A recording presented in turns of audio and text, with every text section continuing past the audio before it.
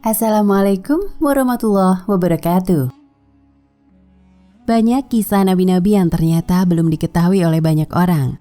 Pada masanya, nabi-nabi ini telah berjuang dalam perjalanan Islam.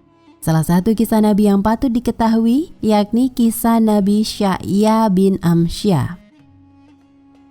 Setelah Bani Israel ditinggal sangat lama dengan kematian Nabi Sulaiman, Allah Subhanahu wa Ta'ala kemudian mengutus Nabi Yesaya atau Isaiyah atau Yahya bin Amsyah. Saat beliau diutus, Bani Israel pun tengah dipimpin seorang raja yang saleh bernama Hizkia atau Hezekiah atau Hazkia. Raja tersebut patuh terhadap perintah dan larangan Yahya bin Amsyah. Itulah salah satu masa kedamaian Bani Israel di Yerusalem. Yahya bin Amsyah hadir memberikan nasihat kepada mereka. Ia juga menjadi penasihat bagi Hazkia, memberikan saran baik ataupun melarang hal buruk bagi kerajaan Yahudi. Sang Nabiullah pula yang mengambil keputusan segala urusan bagi Bani Israel. Kala itu, banyak sekali kejadian besar di tengah-tengah Bani Israel. Kemudian Raja Hazkia ditimpa sebuah penyakit. Kakinya terkena infeksi yang sangat berat, bahkan kematian sudah ada di hadapannya. Sementara raja sakit, rombongan pasukan Raja Babilonia, Sennacherib atau Sanharib dikabarkan tengah menuju Yerusalem atau Baitul Maqdis. Mereka bermaksud untuk menyerbu negeri pimpinan Hazkia dengan 60.000 pasukan. Sedangkan Ibnu Ishaq menyatakan 600.000 panji perang.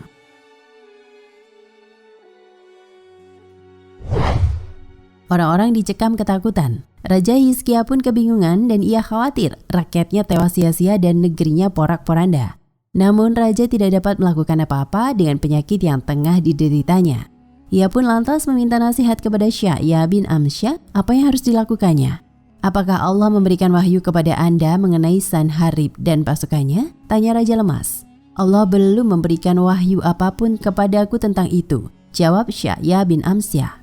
Setelah beberapa hari, Yahya bin Amsyah mendapat perintah dari Allah Subhanahu wa Ta'ala agar Hazkia bersegera turun tahta dan menunjuk seseorang yang raja kehendaki sebagai raja baru atau penggantinya untuk menghadapi serangan Babilonia. Pasalnya, takdir ajal telah dekat dengan Hazkia. Dengan berat hati, Yahya bin Amsyah pun mengatakan kepada sang raja, namun raja dengan lapang dada menerimanya. Sang raja kemudian segera menghadap kiblat, sholat, bertasbih, menangis, kemudian menengadahkan tangan untuk berdoa. Dengan hati yang tulus, sang raja memanjatkan doa. Ya Allah, Rabb dari segala ilah pada sesembahan. Ya Raja dari segala raja. Ya Tuhan yang penuh kebajikan dan penyayang, yang tidak tidur dan tidak mengantuk, yang dapat mengalahkan segala sesuatu. Ingatlah hamba-Mu ini atas apa yang telah hamba perbuat bagi Bani Israel, dan Engkau tentu lebih mengetahuinya. Engkau mengetahui setiap perbuatan hamba dan segala rahasia hamba. Ujar Raja Hazkia menangis, meminta belas kasih dari Allah Subhanahu wa Ta'ala.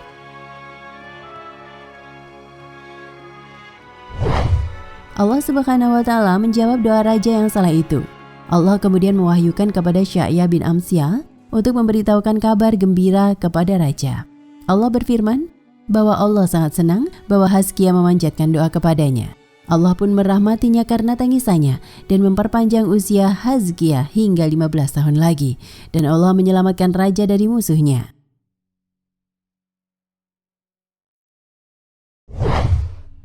Mendapat wahyu itu, Yesaya pun segera memberi kabar kepada sang raja dengan gembira. Mendengar kabar tersebut, kesedihannya hilang. Raja Hizkia pun segera menyungkur sujud dan memanjatkan syukur. Ya Allah, Engkau memberikan kerajaan bagi siapa saja yang Engkau kehendaki. Engkau mengangkat kedudukan siapa saja yang Engkau kehendaki. Engkau mengetahui segala hal gaib dan nyata. Engkau adalah al-awal dan al-akhir. Engkau memberikan rahmat dan menjawab orang-orang yang kesulitan. Ujar Hazkia memuji Rabb seluruh alam. Setelah bangun dari sujud syukur, Yahya bin Amsyah meminta sang raja untuk mengusap kaki yang infeksi dengan sari daun ara. Dengan kehendak Allah, penyakit raja sembuh seketika. Tak hanya menyembuhkan penyakit raja, Allah pun menolong Bani Israel dengan mengalahkan tentara Sanherib. Tiba-tiba di pagi hari, seluruh pasukan mati tergeletak kecuali sang raja Sanherib dan kelima pengikutnya termasuk Nebukadnezar. Raja Bani Israel kemudian memerintahkan agar mereka didatangkan. Kemudian mereka didatangkan dengan belenggu dan diarak mengelilingi negeri selama 70 hari sebagai bentuk balasan dan penghinaan bagi mereka.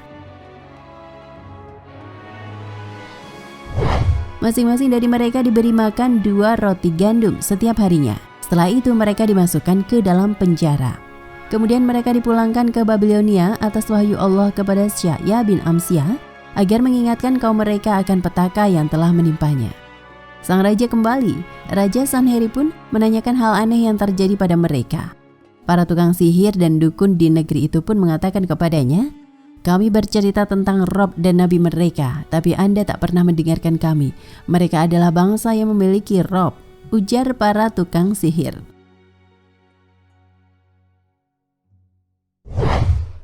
Sang raja Babilonia pun berkidik. Ia kemudian merasa sangat takut akan Allah. Sementara di Yerusalem, setelah perpanjangan usia yang diberikan Allah, Raja Hizkia pun menemui ajalnya. Pasca meninggalnya Hizkia, Yerusalem porak-poranda. Kondisi Bani Israel sangat buruk. Sya'ya bin Amsyah yang masih hidup di tengah mereka pun tetap mendakwahkan tauhid dan menyeru Bani Israel agar tetap di jalan Allah. Ia mengingatkan Bani Israel untuk tetap mengingat Allah meski kondisi negara carut-marut.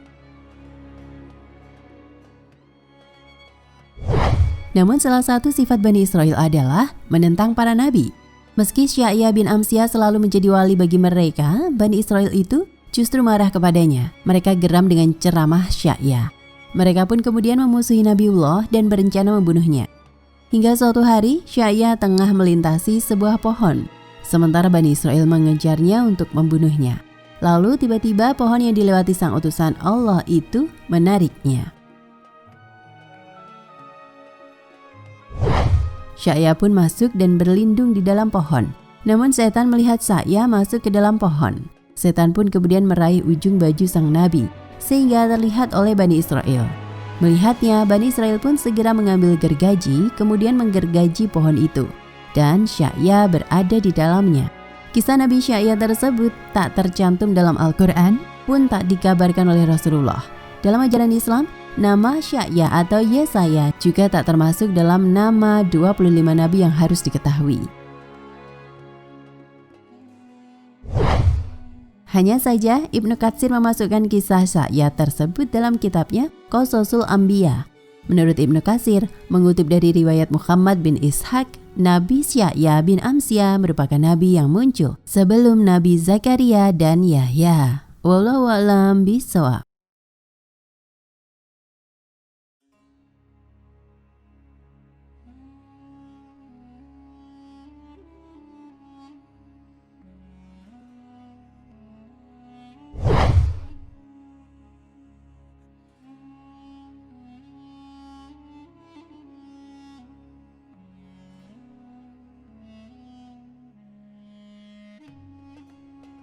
Akhir dari bangsa Yahudi di tangan umat Islam tidak dapat terbantahkan. Hal ini sebagaimana hadis Rasulullah SAW yang diriwayatkan Bukhari dan Muslim.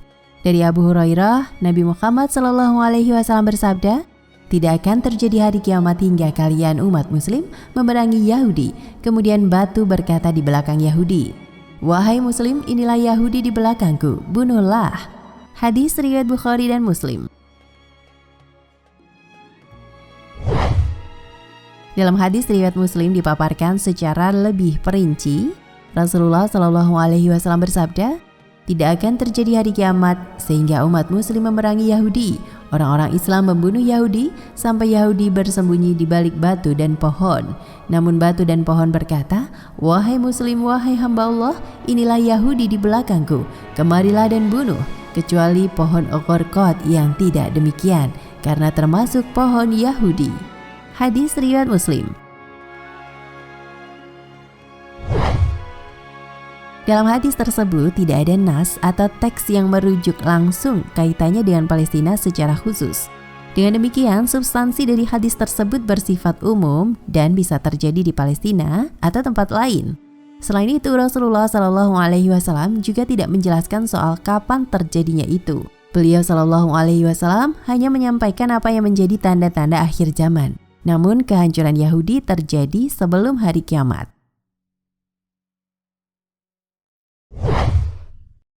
Sebagai umat Islam, tentu terdapat sejumlah pertanyaan di benak kita yang hingga saat ini mungkin masih belum bisa terjawab. Salah satunya adalah, mengapa kaum Yahudi Israel dengan segala bentuk kekejamannya terhadap warga Palestina tidak dibinasakan oleh Allah Subhanahu wa Ta'ala seperti yang sudah-sudah? Di dalam Al-Quran, ada beberapa kaum yang disebutkan memiliki akhlak dan perilaku tercela seperti menyekutukan Allah atau musyrik, mengingkari ajaran para nabi dan rasulnya, hingga melakukan perbuatan yang melampaui batas sehingga menuai azab dan siksa hingga binasa. Seperti halnya kaum Nabi Nuh, kaum Ad, kaum Samud, kaum Sodom, kaum Madian, dan kaum Aikah. Lantas, apa alasan sebenarnya Allah tak kunjung membinasakan kaum Yahudi Israel? Menjawab hal tersebut, pendakwah kondang Ustadz Abdul Somad alias Uwas menceritakan pengalamannya saat masih menempuh studinya di Universitas Al-Azhar Mesir.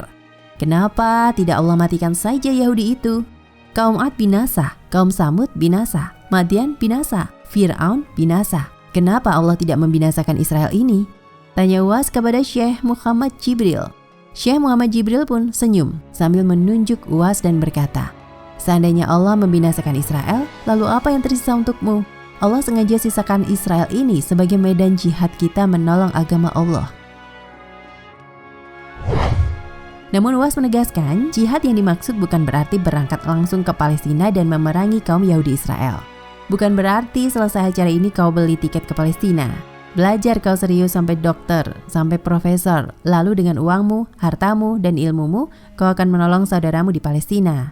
Kata Uwas, berjuang engkau jadi anggota legislatif sampai DPR RI. Bayangkan kalau kalian menjadi anggota dewan, kalian bisa mendukung pemerintah untuk menolong permasalahan Palestina. Betul? Kata Uwas menyambungkan.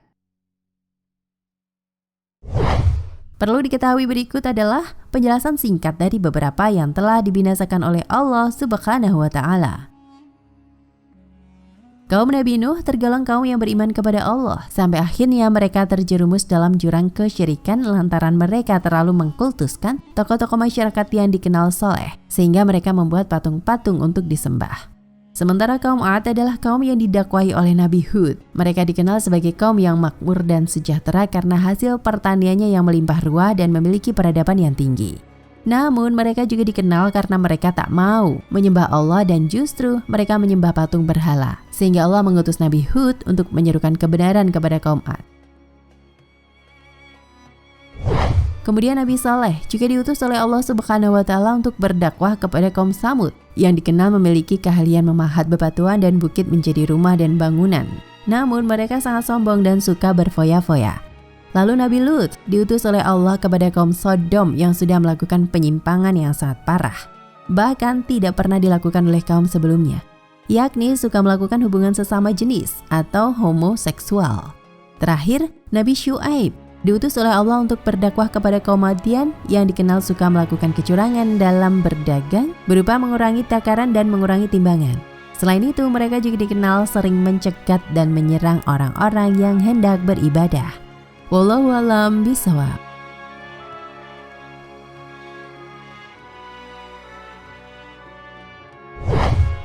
Nah, pemirsa Ensiklopedia Al-Fatih, sampai di sini perjumpaan kita kali ini. Semoga menginspirasi.